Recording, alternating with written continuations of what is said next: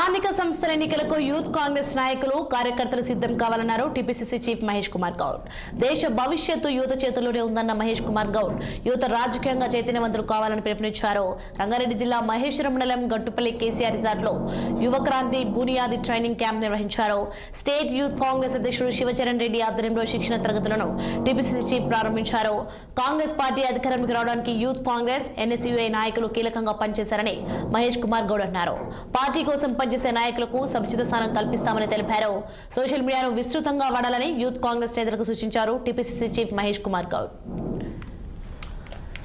కాంగ్రెస్ నూతన అధ్యక్షుడు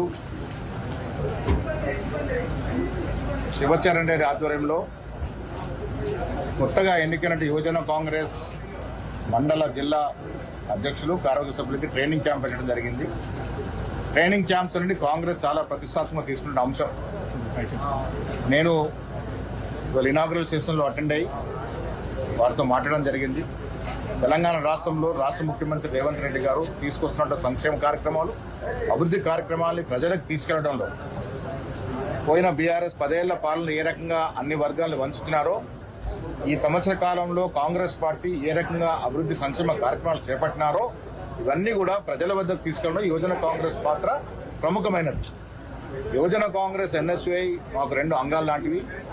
వారు శక్తివంతంగా పనిచేసినప్పుడల్లా కాంగ్రెస్ పార్టీ రాష్ట్రంలో అధికారంలోకి వచ్చింది. మొన్న ఎన్నికల్లో యువజన కాంగ్రెస్ ఎన్ఎస్యుఐ పాత్ర గణనీయంగా ఉండడం వల్ల రాష్ట్రంలో కాంగ్రెస్ పార్టీ అధికారంలోకి వచ్చింది.